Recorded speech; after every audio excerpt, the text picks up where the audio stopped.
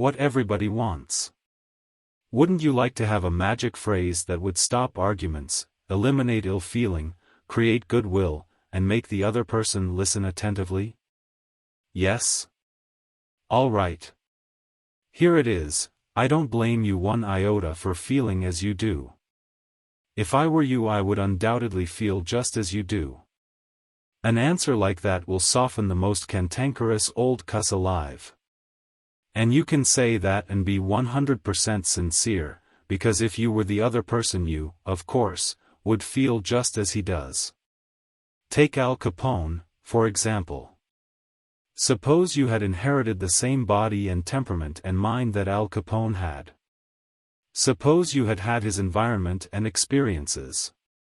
You would then be precisely what he was, and where he was. For it is those things, and only those things, that made him what he was. The only reason, for example, that you are not a rattlesnake is that your mother and father weren't rattlesnakes. You deserve very little credit for being what you are, and remember, the people who come to you irritated, bigoted, unreasoning, deserve very little discredit for being what they are. Feel sorry for the poor devils. Pity them. Sympathize with them. Say to yourself, but for the grace of God, go I. 3/4 of the people you will ever meet are hungering and thirsting for sympathy. Give it to them, and they will love you. I once gave a broadcast about the author of Little Women, Louisa May Alcott. Naturally, I knew she had lived and written her immortal books in Concord, Massachusetts. But, without thinking what I was saying, I spoke of visiting her old home in Concord, New Hampshire. If I had said New Hampshire only once, it might have been forgiven. But, I said it twice. I was deluged with letters and telegrams, stinging messages that swirled around my defenseless head like a swarm of hornets. Many were indignant. A few insulting. One colonial dame, who had been reared in Concord, Massachusetts, and who was then living in Philadelphia, vented her scorching wrath upon me. She couldn't have been much more bitter if I had accused Miss Alcott of being a cannibal from New Guinea. As I read the letter, I said to myself, thank God, I am not married to that woman. I felt like writing and telling her that although I had made a mistake in geography, she had made a far greater mistake in common courtesy. That was to be just my opening sentence. Then I was going to roll up my sleeves and tell her what I really thought. But I didn't. I controlled myself. I realized that any hot-headed fool could do that, and that most fools would do just that. I wanted to be above fools. So I resolved to try to turn her hostility into friendliness. It would be a challenge, a sort of game I could play. I said to myself, after all, if I were she, I would probably feel just as she does. So, I determined to sympathize with her viewpoint. The next time I was in Philadelphia, I called her on the telephone. The conversation went something like this. Mrs. X, you wrote me a letter a few weeks ago, and I want to thank you for it. She answered. In incisive, cultured, well-bred tones. To whom have I the honor of speaking? I am a stranger to you. My name is Dale Carnegie. You listened to a broadcast I gave about Louisa May Alcott a few Sundays ago, and I made the unforgivable blunder of saying that she had lived in Concord, New Hampshire. It was a stupid blunder, and I want to apologize for it. It was so nice of you to take the time to write me. She answered, I am sorry, Mr. Carnegie, that I wrote as I did. I lost my temper. I must apologize. I replied. No. No. You are not the one to apologize, I am. Any school child would have known better than to have said what I said. I apologized over the air the following Sunday, and I want to apologize to you personally now. She responded. I was born in Concord, Massachusetts. My family lived there for centuries, and I am very proud of my native state. I was really quite distressed to hear you say that Miss Alcott had lived in New Hampshire. But I am really ashamed of that letter. I answered, I assure you that you were not 1/10 as distressed as I am. My error didn't hurt Massachusetts, but it did hurt me. It is so seldom that people of your standing in culture take the time to write people who speak on the radio, and I do hope you will write me again if you detect an error in my talks. She answered, you know, I really like very much the way you have accepted my criticism. You must be a very nice person. I should like to know you better. So, because I had apologized and sympathized with her point of view, she began apologizing and sympathizing with my point of view. I had the satisfaction of controlling my temper, the satisfaction of returning kindness for an insult. I got infinitely more real fun out of making her like me than I could ever have gotten out of telling her to go and take a jump in the Schuylkill River. Every man who occupies the White House is faced almost daily with thorny problems in human relations. President Taft was no exception, and he learned from experience the enormous chemical value of sympathy in neutralizing the acid of hard feelings. In his book, Ethics in Service, Taft gives rather an amusing illustration of how he softened the ire of a disappointed and ambitious mother. A lady in Washington, wrote Taft, whose husband had some political influence, came and labored with me for 6 weeks or more to appoint her son to a position. She secured the aid of senators and congressmen in formidable number and came with them to see that they spoke with emphasis.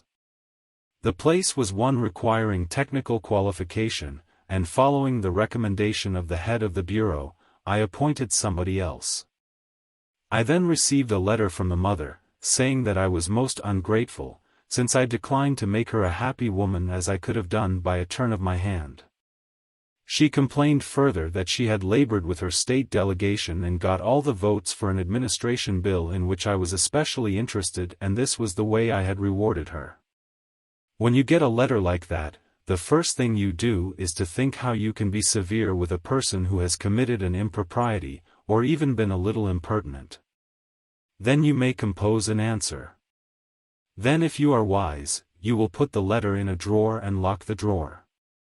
Take it out in the course of 2 days, such communications will always bear 2 days' delay in answering, and when you take it out after that interval, you will not send it. That is just the course I took. After that, I sat down and wrote her just as polite a letter as I could, telling her I realized a mother's disappointment under such circumstances, but that really the appointment was not left to my mere personal preference, that I had to select a man with technical qualifications, and had, therefore, to follow the recommendations of the head of the bureau. I expressed the hope that her son would go on to accomplish what she had hoped for him in the position which he then had. That mollified her, and she wrote me a note saying she was sorry she had written as she had. But the appointment I sent in was not confirmed at once, and after an interval I received a letter which purported to come from her husband, though it was in the same handwriting as all the others. I was therein advised that, due to the nervous prostration that had followed her disappointment in this case, she had to take to her bed and had developed a most serious case of cancer of the stomach. Would I not restore her to health by withdrawing the first name and replacing it by her son's? I had to write another letter, this one to the husband, to say that I hoped the diagnosis would prove to be inaccurate, that I sympathized with him in the sorrow he must have in the serious illness of his wife, but that it was impossible to withdraw the name sent in. The man whom I appointed was confirmed, and within 2 days after I received that letter, we gave a musicale at the White House. The first 2 people to greet Mrs. Taft and me were this husband and wife, though the wife had so recently been in articulo mortis. J. Mangum represented an elevator-escalator maintenance company in Tulsa, Oklahoma, which had the maintenance contract for the escalators in one of Tulsa's leading hotels. The hotel manager did not want to shut down the escalator for more than 2 hours at a time because he did not want to inconvenience the hotel's guests. The repair that had to be made would take at least 8 hours, and his company did not always have a specially qualified mechanic available at the convenience of the hotel.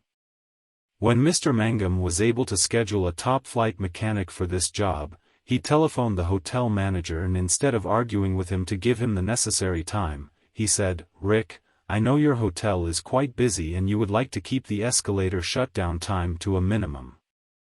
I understand your concern about this, and we want to do everything possible to accommodate you. However, our diagnosis of the situation shows that if we do not do a complete job now, your escalator may suffer more serious damage, and that would cause a much longer shutdown. I know you would not want to inconvenience your guests for several days." The manager had to agree that an 8-hour shutdown was more desirable than several days. By sympathizing with the manager's desire to keep his patrons happy, Mr. Mangum was able to win the hotel manager to his way of thinking easily and without rancor. Joyce Norris, a piano teacher in St. Louis, Missouri, told of how she had handled a problem piano teachers often have with teenage girls. Babette had exceptionally long fingernails. This is a serious handicap to anyone who wants to develop proper piano playing habits. Mrs. Norris reported, "I knew her long fingernails would be a barrier for her in her desire to play well. During our discussions prior to her starting her lessons with me, I did not mention anything to her about her nails. I didn't want to discourage her from taking lessons, and I also knew she would not want to lose that which she took so much pride in and such great care to make attractive. After her first lesson, when I felt the time was right, I said, 'Babette, you have attractive hands and beautiful fingernails. If you want to play the piano as well as you are capable of and as well as you would like to, you would be surprised how much quicker and easier it would be for you, if you would trim your nails shorter. Just think about it, okay?' She made a face which was definitely negative. I also talked to her mother about this situation, again mentioning how lovely her nails were. Another negative reaction. It was obvious that Babette's beautifully manicured nails were important to her. The following week Babette returned for her second lesson. Much to my surprise, the fingernails had been trimmed. I complimented her and praised her for making such a sacrifice. I also thanked her mother for influencing Babette to cut her nails. Her reply was, "Oh, I had nothing to do with it." Babette decided to do it on her own, and this is the first time she has ever trimmed her nails for anyone. Did Mrs. Norris threaten Babette? Did she say she would refuse to teach a student with long fingernails? No, she did not. She let Babette know that her fingernails were a thing of beauty and it would be a sacrifice to cut them. She implied, "I sympathize with you and I know it won't be easy, but it will pay off in your better musical development." Sol Hurok was probably America's #1 impresario. For almost half a century he handled artists, such world-famous artists as Chaliapin, Isadora Duncan, and Pavlova. Mr. Hurok told me that one of the first lessons he had learned in dealing with his temperamental stars was the necessity for sympathy, and more sympathy with their idiosyncrasies. For 3 years, he was impresario for Fefer Chaliapin, one of the greatest bassos who ever thrilled the ritzy box holders at the Metropolitan, yet Chaliapin was a constant problem. He carried on like a spoiled child. To put it in Mr. Hurok's own inimitable phrase, he was a hell of a fellow in every way.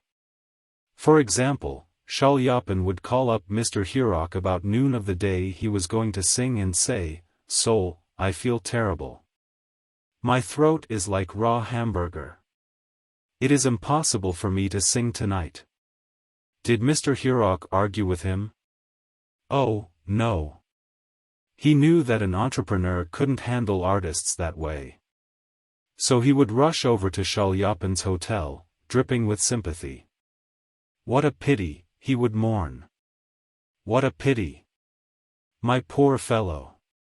Of course, you cannot sing. I will cancel the engagement at once. It will only cost you a couple of $1,000, but that is nothing in comparison to your reputation.